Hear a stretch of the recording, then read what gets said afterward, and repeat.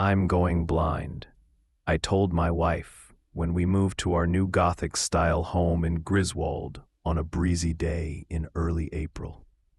It was a wedding gift from my estranged father, a beautiful two-story structure with pointed arches, board and batten siding, large stained glass windows, and a steep pitched roof that gave the illusion of a medieval tower. Before my gradual onset of blindness, Samantha and I loved looking at homes from this era. Now, our beautiful new home was a blur, another milestone I couldn't see. I feel dizzy. You have contacts, silly, Samantha said, lifting a small box from our SUV. Of course you're blind. You'd better sit down. Hey, are you okay? You're right, I need to sit down. For the past few months, I wasn't just growing blinder, but wearier by the day. The simplest tasks tired me quickly. Samantha attributed my blindness and fatigue to the confrontation with my childhood abuser a few months prior. She assured me it was a condition she learned about in her psychology class, called conversion disorder, otherwise known as hysterical blindness, related to traumatic situations. I desperately wanted to believe her, but I knew better. In elementary school, I met my Uncle Kane and cousin Christopher for the first and only time at their going-away party.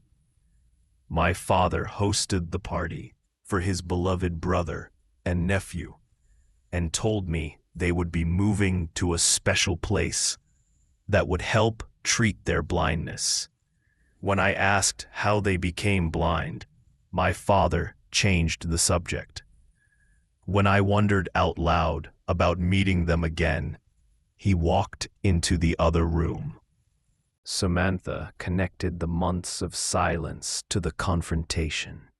Like any good spouse, she supported me and encouraged me to seek help when I was ready. I appreciated the support, but I never corrected her. The more I started bumping into objects around the house, or falling asleep at random hours during the day and night shifts at the warehouse, the more I remembered details from the party. While my father, his friends, and family drank red wine in an ornate dining room with a long table, Kane and Christopher sat quietly in the library, staring into the embers of a fireplace. The more I recalled the details of their solemn faces and the vast rooms of the house, the more I came to realize that this house, from my childhood, this distant memory, would soon be mine. If this house were a family heirloom, why had I only visited as a child? Why were my memories growing clearer, while the world around me dissolved into blurriness? I sat down on the driveway as a few hired movers passed us, carrying boxes of all sizes. Samantha sat down beside me, leaning into my shoulder. She kissed me on the cheek and sighed as I tousled her hair. The master bedroom is almost set up if you'd like to lie down. No, that's okay. I'd just like to sit down for a bit. Stubborn like your old man, a voice said beside us. I turned to see my tall, lanky father, crushing a cigarette against his ripped jeans, even though I had seen him a few times since the wedding. I couldn't get over how much he looked like me, only paler, with streaks of gray in his flaxen hair. His skin looked almost gaunt, making him seem sicker than a typical mid-50s male. That's how I was when your mother and I first got this place. Did we ever live here? He laughed, tossing the cigarette on the pavement. We tried to, but your grandfather was too stubborn to move out. We used the place for family functions and worship, but that's about it. Oh, wait, worship? My father knelt beside me, wrapping a meaty arm around my shoulder. This is why I'm so glad you're home, son. Worship has always been a big part of our family. Now, I know your mom raised you Baptist or something, but Samantha and I stared at him blankly as he closed his eyes, grinning widely. But what, Dad? No, that's fine. Our family is Christian too, but a much more intimate sect. Look, I know this might seem a little too soon, but Chaplain Dave is coming over to bless the house in a bit. I told him all about the bad stuff you went through, too. He can help you with that. What? I bit my lip hard enough to draw blood. I shot a wide glance at Samantha, whose eyes darted off to the distance. In all of our conversations and meetings leading up to the move, I never once mentioned what happened to me. He also never mentioned anything about his religion. How did you? Ah, shit. That's Chaplain Dave now, he said, pulling a cell phone from his flannel shirt pocket. He walked swiftly toward the house. Samantha's eyes were still lost in the distance, her hands trembling as I continued to glare. Chaplain? Yeah. The house should be ready for blessing by the evening. What the fuck, Sam? I'm sorry. I know. It's just, I thought I would tell him before he found out about it in the news or the Courant. Or, let him find out about it. Christ. We don't even fucking know him.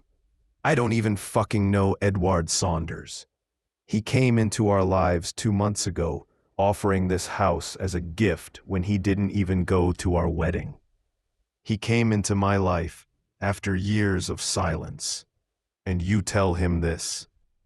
What happened to you and all those scouts was awful, honey.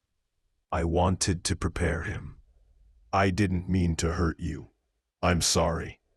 It wasn't your right to tell, Sam, I said, tears welling in my eyes. And he wasn't there for me when it happened. Why should I tell him now?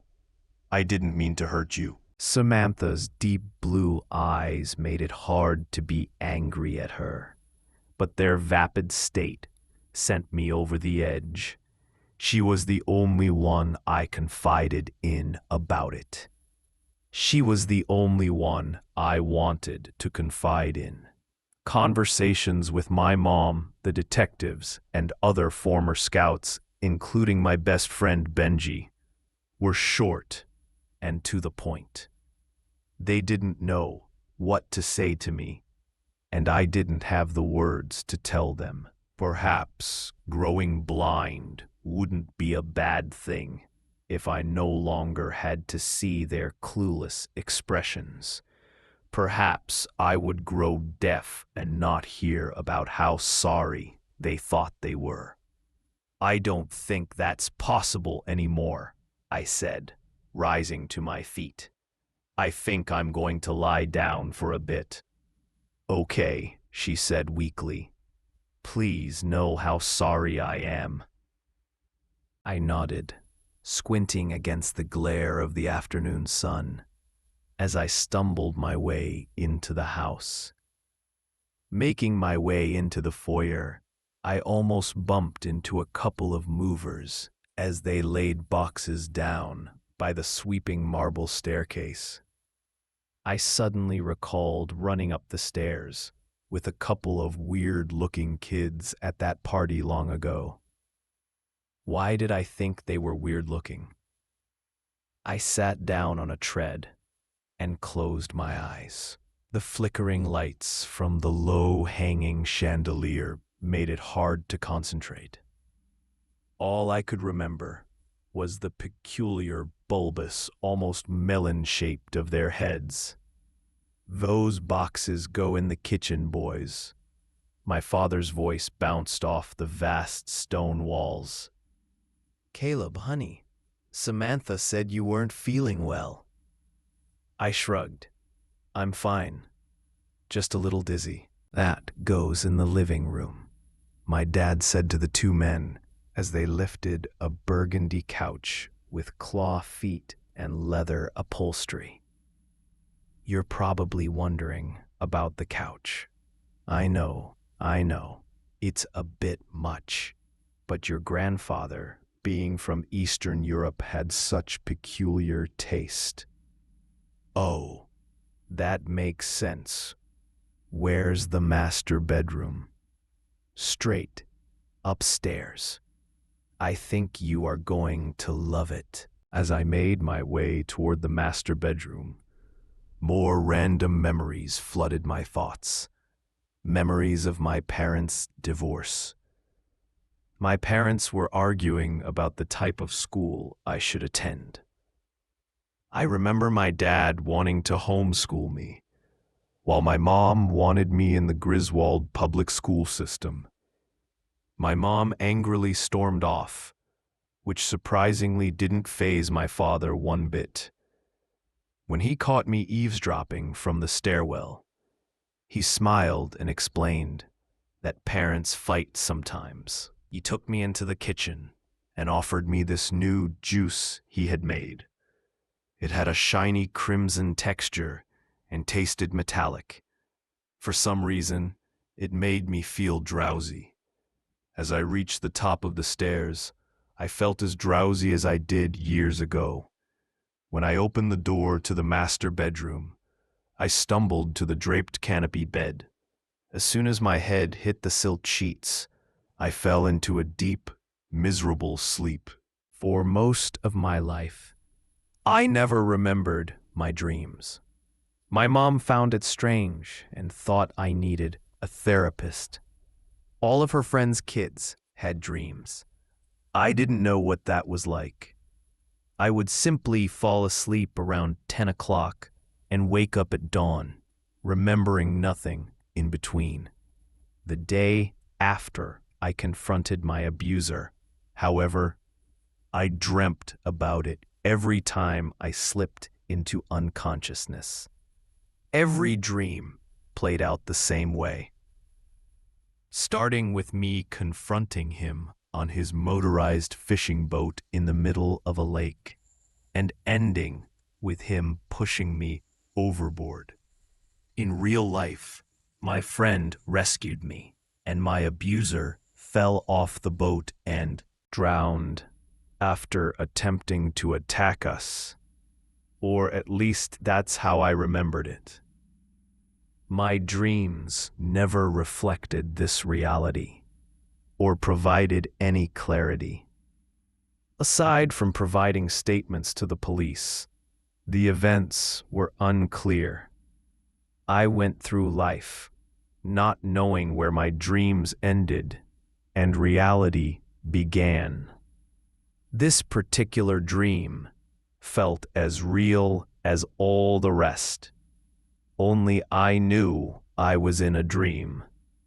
"Why did you do it?" I screamed, clenching my fists. In this dream, I could see myself in my torn tuxedo. But I looked older than 27, much older, with deep, dark circles under my eyes and patches of hair missing from my head. My abuser looked older too, in his tattered three-piece suit.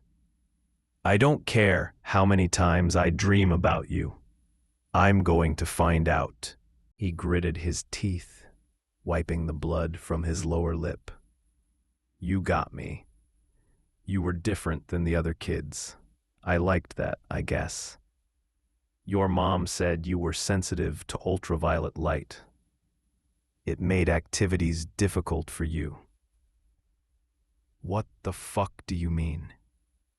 I was violently shaking, ready to strike at any moment, not caring that I had never been in a fight. He cackled, his soulless gray eyes glaring into mine. She never told you, huh? It's in your blood. You were a weak boy. I liked that. Why don't you die already? I already did, he said with a menacing smile. You keep bringing me back. What? What did you mean, it's in my blood? From the pocket of his sports jacket, he drew a switchblade. Before I could contemplate moving, the blade slit my wrist.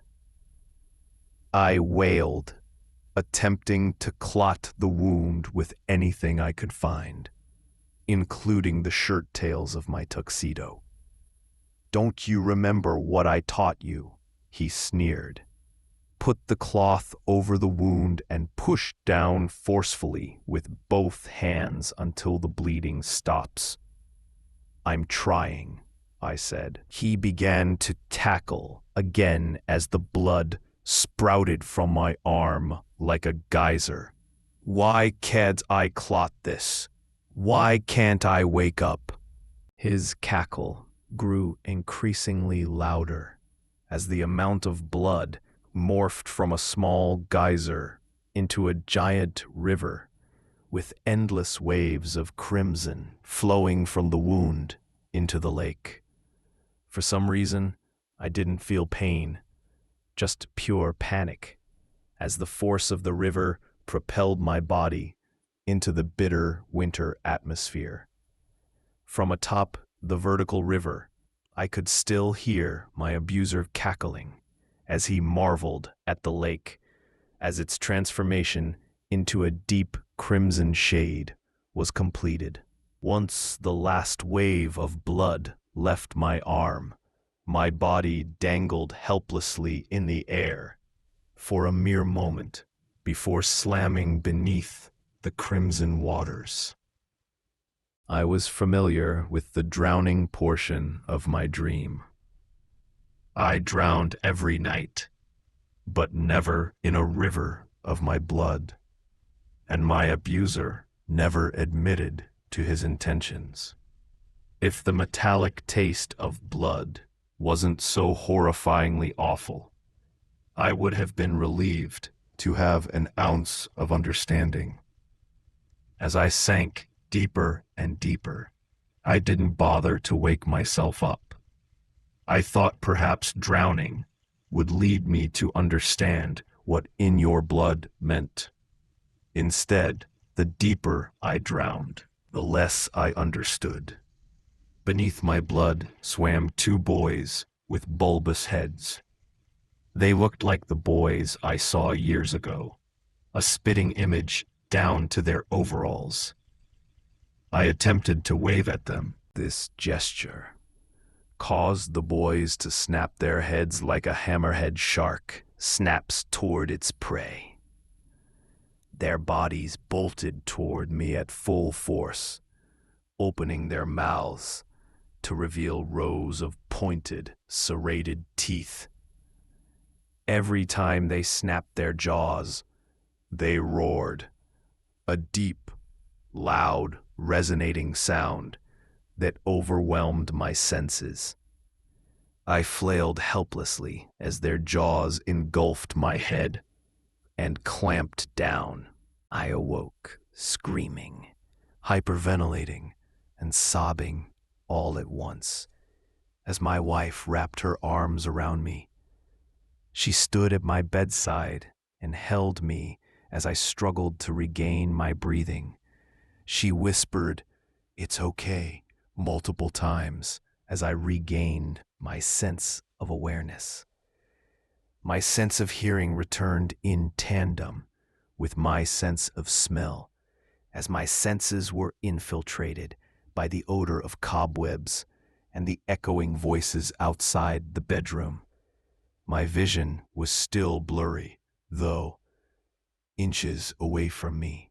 Samantha still looked more like a fuzzy figure from a Monet painting than an actual person. Her soft touch was unmistakable, eventually calming me to a normal breathing rate. "I'm sorry, Sam. I had an awful dream." "You must have, honey.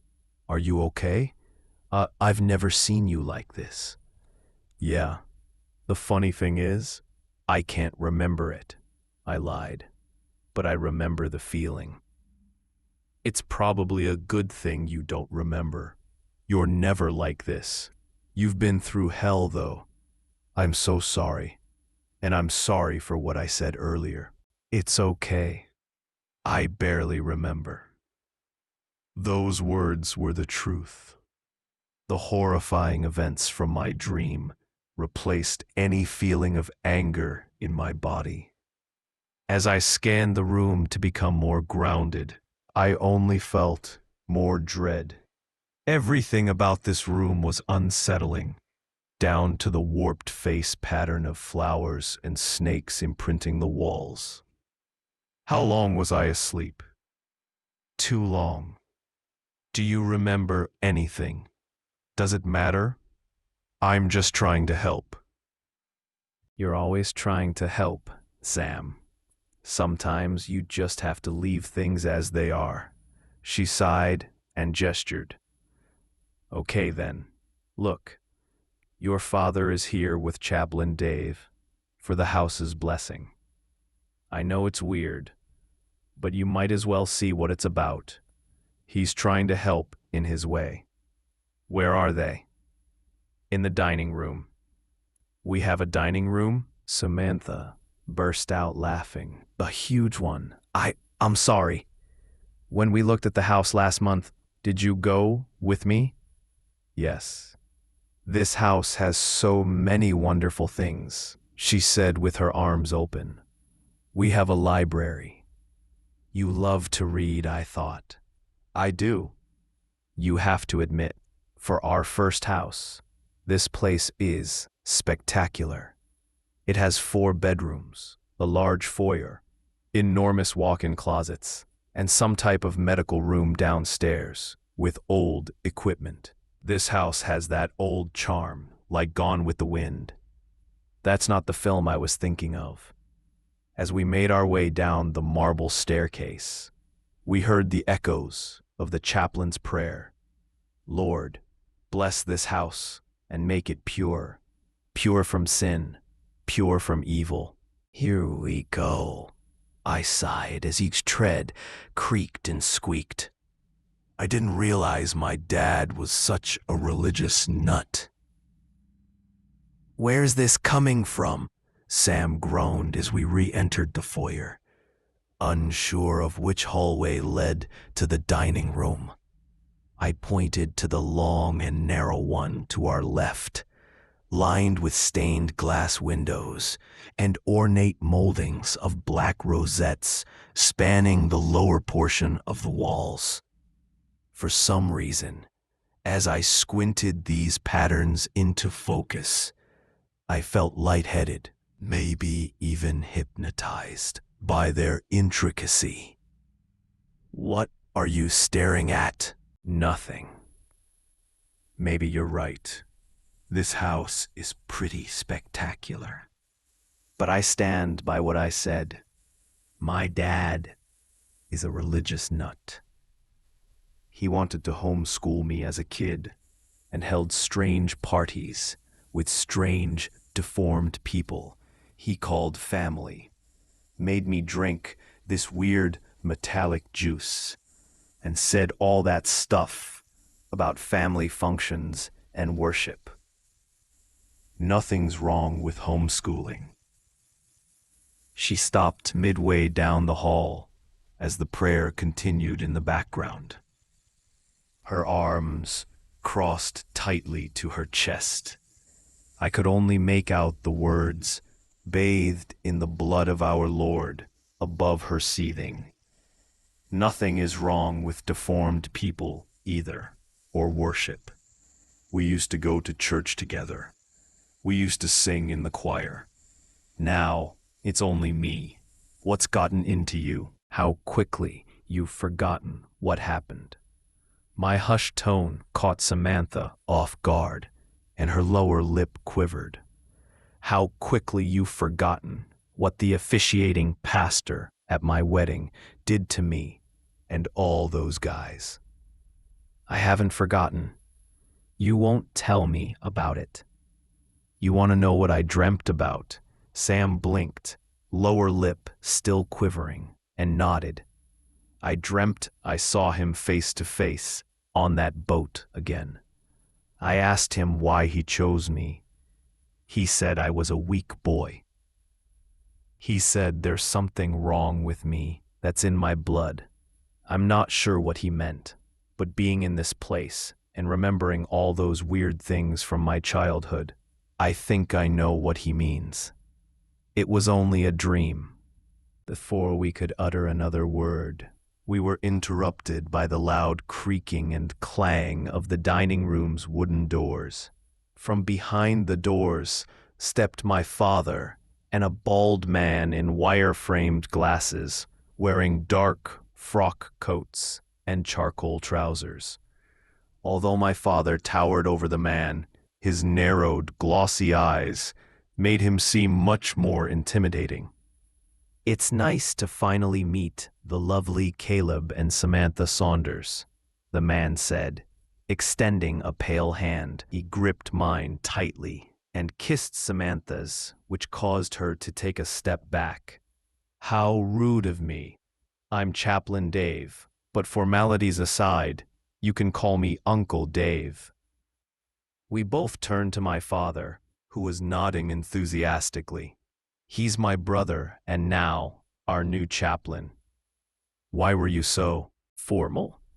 They both laughed as my father continued.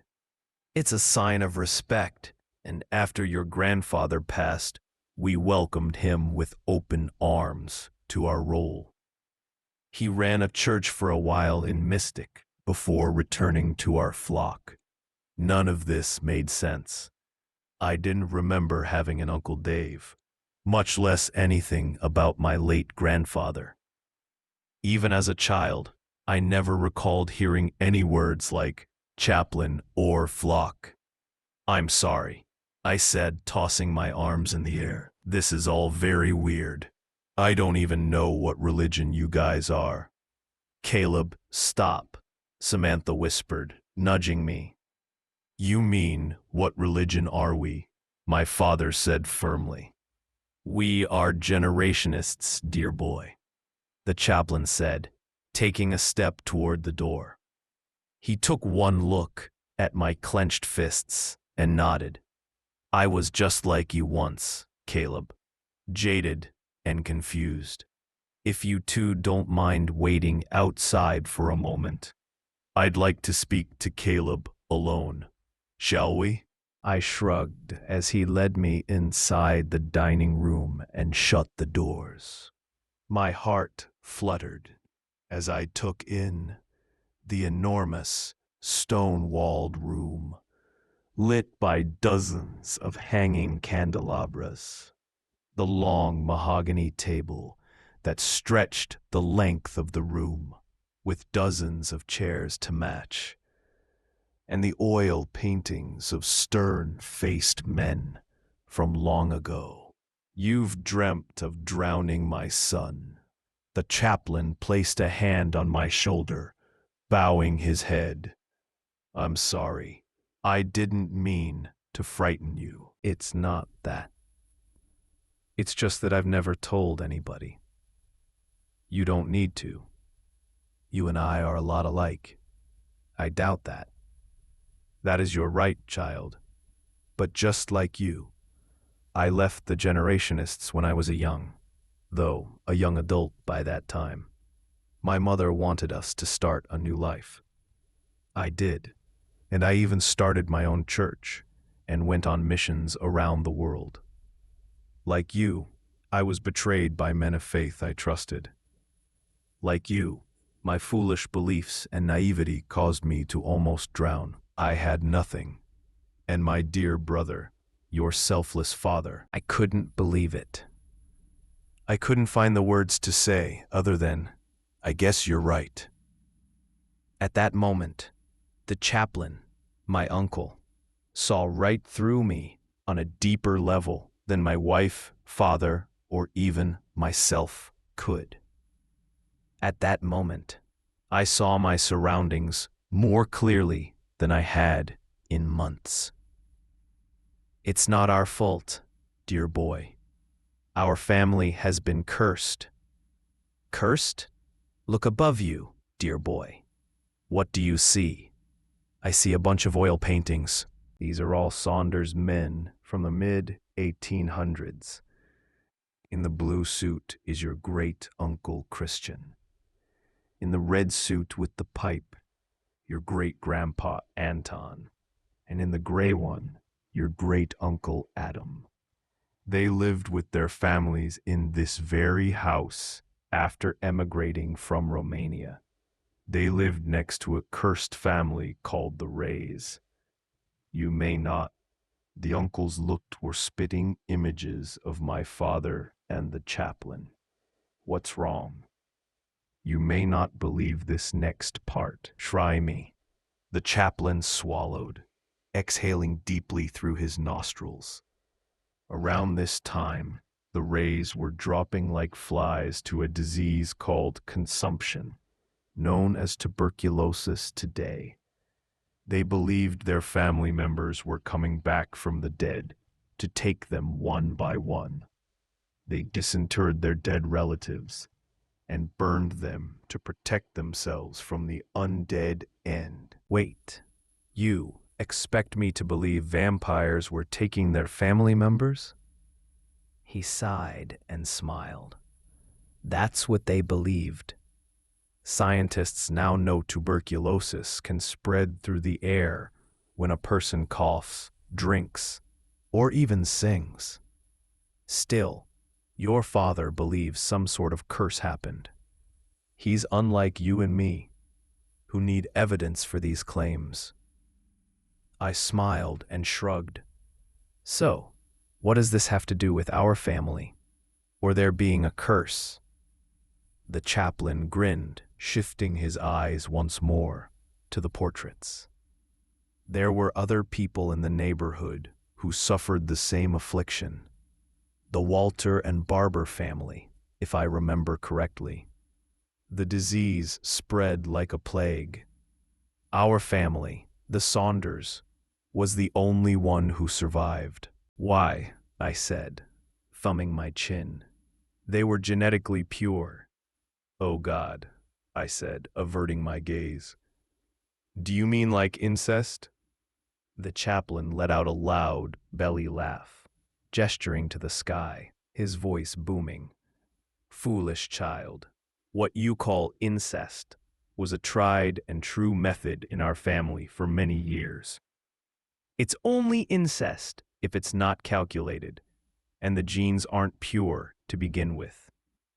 All of our family is genetically pure, I said, scratching my head. What about those kids I saw when I was little, with melon-shaped heads? Isn't that a consequence of incest? You're so naive, he scoffed. You're so smart, yet so naive. Our family has carried on this tradition for centuries, and yet it was only after that wretched family brought its plague that we were cursed. The Rays were angered that their plague couldn't affect our pure blood, so they cursed us. This is why we are here to— My father entered the room, with his eyes gleaming and head held high. Samantha followed behind him, tightly gripping one arm. My father nodded to the chaplain, bowing his head. He pulled a small steel blade from his pants pocket and laid it on the table. The blade looked unusual with its squared edges and rusty exterior. especially its casing with a symbol of two upside-down droplets. I was telling Samantha of our proud heritage and creed. My father loudly proclaimed. I wondered what Samantha was thinking, with her head cast down, still tightly gripping her arm. She looked confused and scared. I knew I was as my father traced his fingers over the blade. As generationists, we have a proud family tradition that goes back centuries to our faraway homeland. Saunders doesn't sound too Romanian. I mumbled. You have much to learn. The chaplain spat. In the old country, our surname was Sandrew, meaning defender of mankind. Our pure bloodline perfectly embodied this meaning and kept our family alive. It served our forefathers well when they escaped to America after the 1848 Revolution. To blend in with their new world, they changed their last name. That's quite the story, Samantha murmured. What's that blade for? I'm so glad you asked, my father said once more, tracing his fingers over the blade. Before continuing, he furrowed his brow, glancing over his shoulder. I fear that wretched family has returned. I know you think we're crazy, Caleb, but hear me out. When I passed by the town cemetery this afternoon, I saw shadows looming near their plots. They know my son has returned, and his beautiful wife does not yet have his pure blood. I fear your blood, my son, may not carry the purity it needs. You may be cursed too, I fear. You never had the pure gifts your uncle and I were born with. I fear we are in danger unless we commence with this sacred tradition. End. What pure gifts? Why am I cursed? I stammered. You will know after our tradition. What tradition? We asked simultaneously, exchanging fleeting glances. Dad?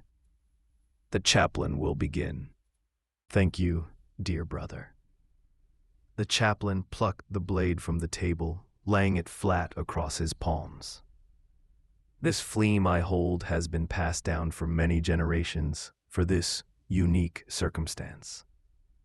It was originally planned for our dear Caleb to marry Ioana, but unfortunate circumstances have prevailed. Who is Ioana? I asked. The chaplain grumbled, flashing his furious eyes my way. I'm sorry. Your first cousin. She passed young. My father stated firmly, crossing his arms. Don't interrupt. At that moment, a memory of a young girl in a sundress came to mind from long ago. I wasn't sure if it was the going-away party or another day, but I remembered her being very friendly, but also unusually pale. We played together on the staircase until she broke into a coughing fit, and a tall woman, possibly her mother, whisked her away. Thank you, brother. For her soul, let us pray. It is written in Genesis 6:9 that Noah was a... I stood motionless, unsure of whether to run or try to fight. As he stroked the blade, it became painfully obvious what the chaplain planned to do with that blade. Both my dad and the chaplain towered over us, however, and I feared what would happen if I even stepped the wrong way. Come on, son, my dad whispered. From his other pocket, he withdrew a cylindrical container and handed it over to the chaplain. Step forth. I cast my eyes down as I stood in front of the chaplain. He brashly yanked my arm toward him, and I winced, remembering the first time my abuser touched me the same way. I couldn't let him do this. I attempted to pull away, but his grip was too strong. You will not mock us or our traditions, Caleb. While your blood's not fully pure like ours, it's pure enough to keep her safe. The chaplain snarled as he swiftly sliced my arm. I yowled as his grip tightened it and twisted it until my blood filled the container. I felt lightheaded and started slipping in and out of consciousness as he tightened his grip once more. That's more like it. I collapsed to my knees, breathing heavily as the chaplain passed the tube to Samantha. Do I have to? She stammered. They affirmed her statement with a cold yes.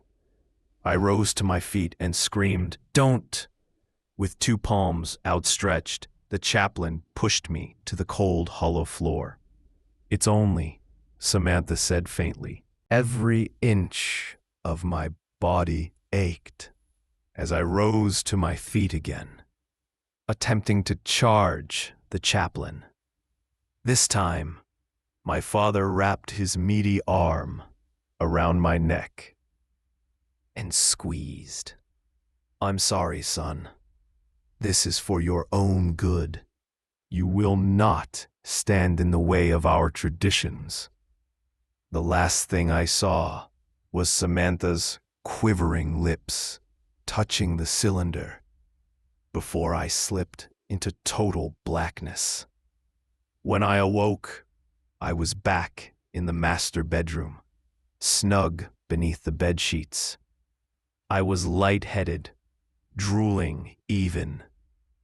My father, the chaplain, and a pale-faced, visibly shaken Samantha stood before me. My heart started pounding heavily, its sensations rapidly rising and sinking in my throat. I grimaced as the chaplain snarled and crossed his arms. The ritual is done, the chaplain stated, but it may not be enough. You're insane, I spat. Why don't you just leave, both of you? Caleb, Samantha whispered. Not now, please. We all must leave. My father winced. I heard rumblings down the street and felt a dark energy engulf this room moments before you awoke. But I too fear the ritual may not be enough. I fear Samantha may not be pure enough because your blood may be cursed and lacking purity. I am more certain now. I fear the rays have risen from their plot. We must go to the cemetery at once and stop them. What the hell makes my blood cursed? I asked again. My question rendered nothing more than silence. I sighed. Fine. You and Uncle Dave, Chaplain, or whatever the hell I'm supposed to call you, can go. Samantha and I will stay here while you guys hunt vampires. Caleb, Samantha repeated. It's too late. I'm afraid she's right, the chaplain said. If you stay, the rays will come and take her during the night. She is not pure enough yet, and only breaking the curse will make you fully pure again. You are insane, I shouted, frantically searching my pockets for my phone. We couldn't take the chance, honey. My father waved my phone in front of me. I reached out to grab it, but my arms were too weak. My muscles felt like jelly. You're squinting. Is there something wrong with your sight? What's the difference? I spat. What does it matter now if... Before I could finish the sentence, a loud boom sounded from outside, followed by an elongated buzzing noise. I could hear a drawer creak open, some rummaging, and the same drawer creaking shut. The words, "Open your palms," preceded the placement of the foot-long wooden stakes in our hands. Its shaft and handle felt coarse and rough, almost uneven. Its sharpened end took the shape of a diamond. The last time I held something similar was during my summer role-playing stint at a Renaissance fair. This time, the weapon was real enough for me to consider using on the chaplain or my father if they touched us again. A horrific feeling told me they were too trained to attempt attacking. I contemplated using them to make a diversion so that Samantha and I could drive off to the nearest police station. After finding my car keys missing from my pockets, I realized this attempt was futile too. "Stay directly behind us as we head downstairs," my father ordered. "Use your peripheral vision at all times to guide you. If they come at you from either side, you are to keep your necks astray and resist any of their attempts to bite or grab." The chaplain followed. "At first sight of their chests, drive the stakes directly into their hearts." "You've got to be kidding." Before I could finish that sentence, a large crash like the shattering of glass echoed from downstairs. "We are going downstairs now." I gulped as my father opened the bedroom door. "If we walk in unison, they will be less likely to attack us. ... Do you still think this is a joke?" the chaplain snarled. I shook my head and gulped as we proceeded toward the staircase. Then the chaplain started whispering in another language. The rhythmic, sing-song quality of the words resembled a prayer or chant.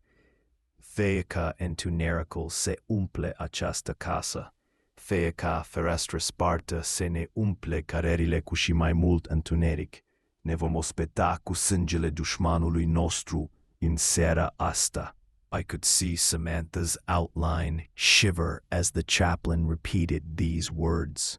"If, for whatever reason, we separate, you are to continue to the cemetery without us," my father whispered.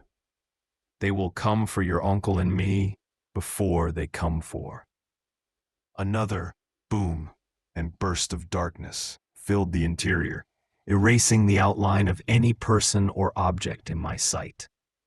I reached out frantically, unable to hold on to anything or anyone. As I began to hyperventilate, I lost the feeling of the stairs beneath my feet. I screamed, but my screams were muffled by the utter blackness surrounding me. I dangled my legs, kicking them in a circular motion.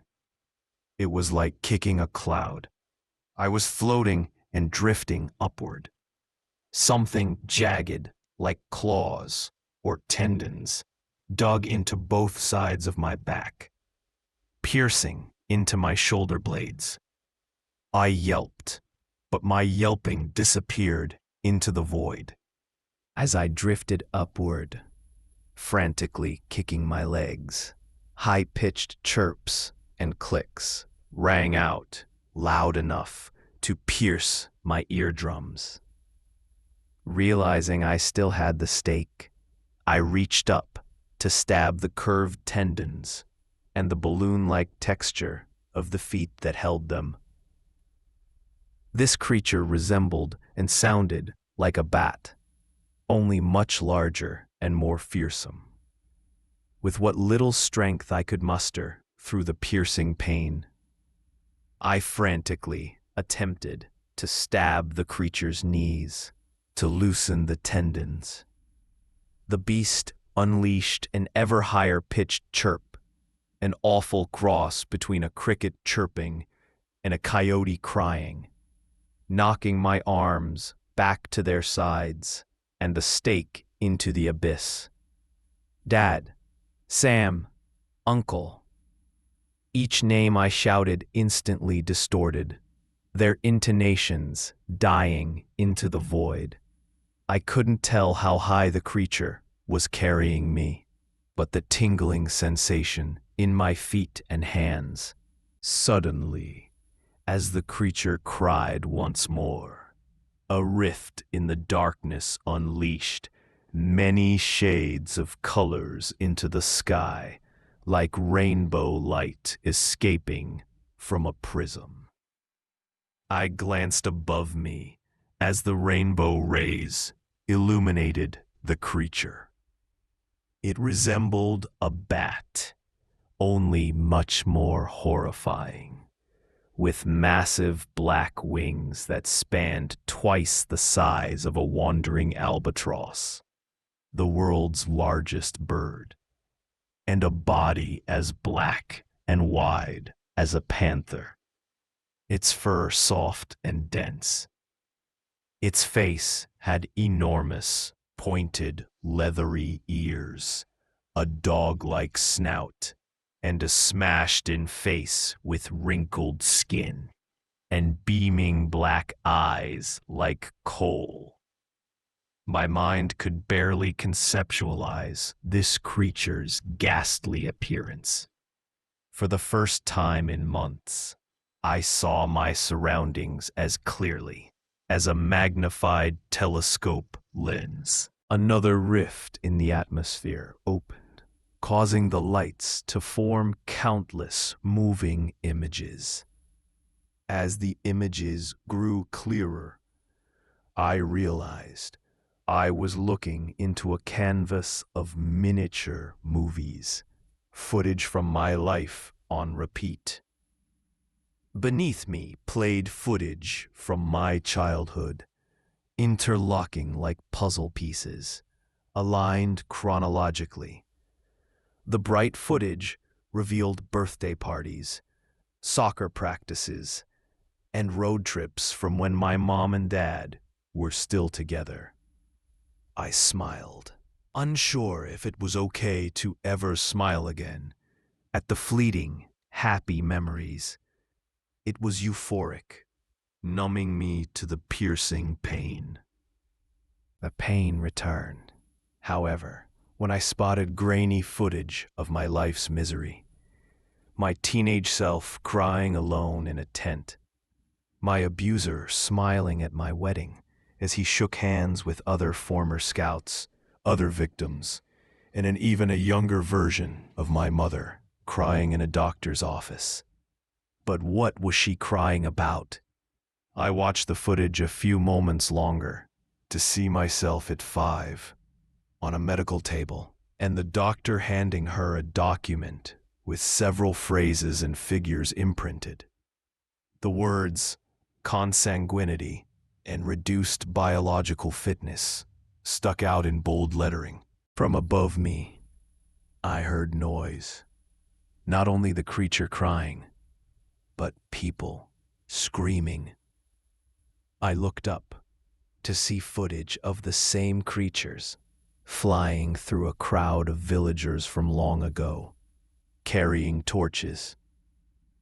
The frantic running caused them to drop the torches, setting fire to their fur-trimmed tunics and hemp dresses.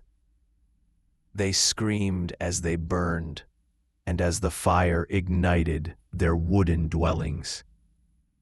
The creatures numbered in the dozens, feasting on the necks of each fallen villager before carrying the carcasses into the night. Another rift in the sky changed the footage to a cemetery scene, with men in slightly more modern clothing carrying stakes and shovels. I recognized the stern-faced men from the oil paintings the chaplain showed me. These men looked strikingly like my uncle and father, but with rougher features. They weren't digging up the graves, but burying something or someone within. For one last time, a rift in the sky changed the footage to the dining room. The chaplain, my father, and a handful of melon-headed men, women, and children surrounded the long table with their heads cast down. They looked younger, maybe by a couple of decades, but their eyes seemed fiercer. Especially my father's eyes, the way they glared at the poor souls from the far corner of the room as the chaplain raised a torch into the air. For centuries, our blood was pure. The chaplain proclaimed, "As Cainites, we roamed the villages of our homeland and expanded our bloodline and feasted on the impure for sustenance. When we reached the New World, a family of shamans, known henceforth as the Rays, laid a curse on our family. Some of us were pure enough to escape the curse. Unfortunately, you, our dear loved ones, were not. Your blood is tainted, and you are no longer safe here." "What does that mean for us?" A melon-headed woman cried. "Years of inbreeding caused us to look like this." A melon-headed man shouted, "And frankly, I'd rather be kind and disfigured than an awful Cainite like you." "Silence!" The chaplain's echo ricocheted off the hollow walls. "You are impure, dear loved ones, and now you must go where the rest of the impure can live quietly." "Where will we go?" A blond teenage boy stepped forth. He didn't have a melon head, but used a white cane to guide him forward. He looked with a gait and stride as slow as mine, his eyes just as cloudy. As the chaplain clenched his fists, my father stepped forth, raising his hand into the air. In the quiet woods of our state's surrounding counties are villages for our impure descendants. They are unknown to the general public. Those who know think they are myths or urban legends. No one will harm you. You will be safe.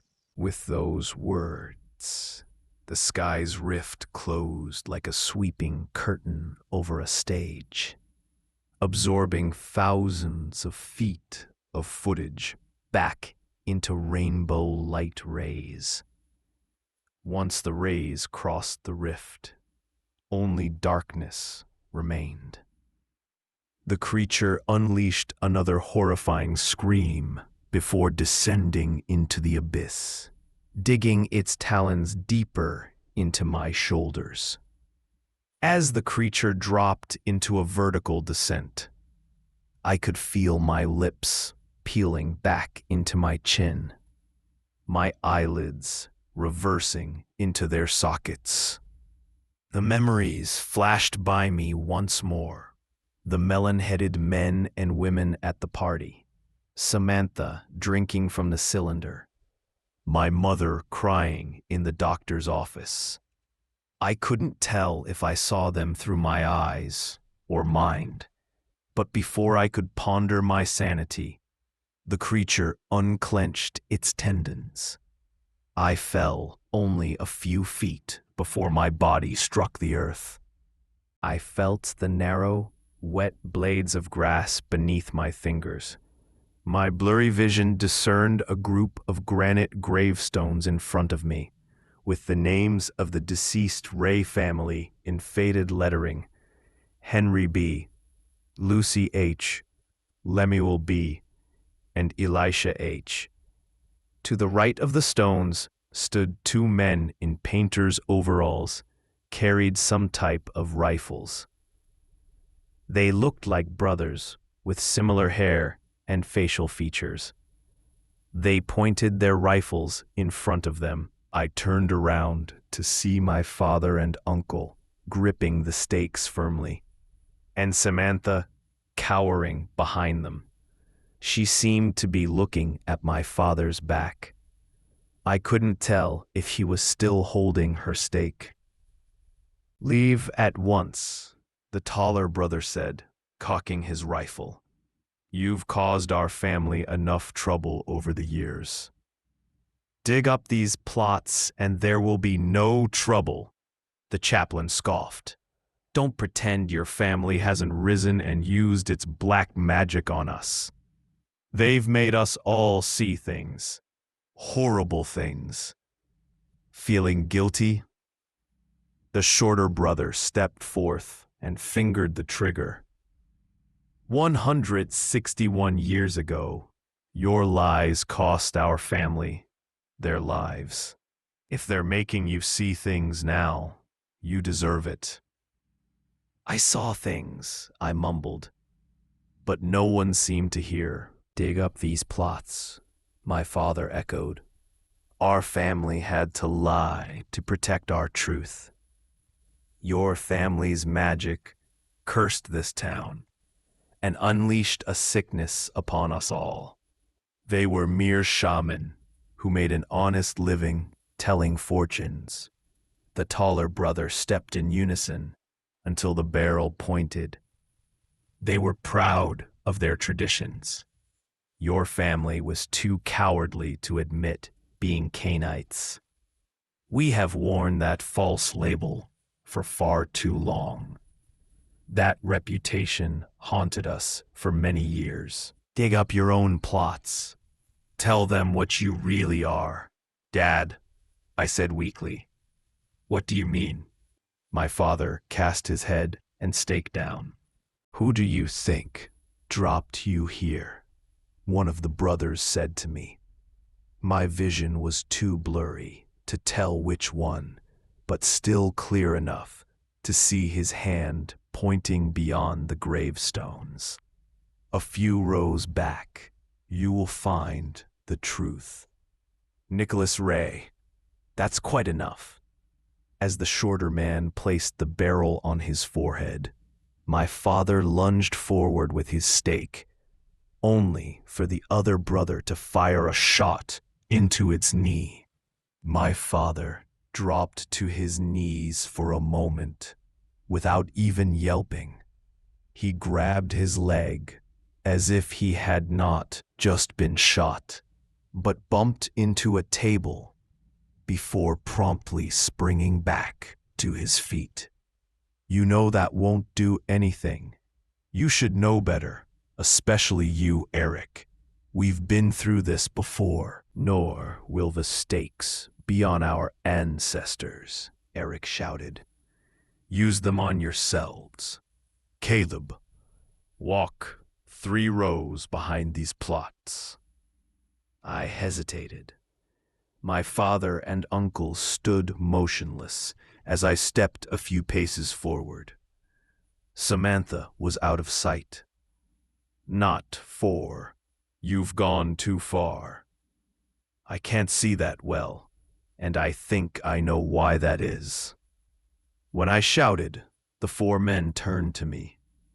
I took 1 step back to a row of cracked, slightly grayer stones. "Dad, Uncle, you did this to me. Your family, your tainted bloodline, did this to me. To all those poor family members I never saw again.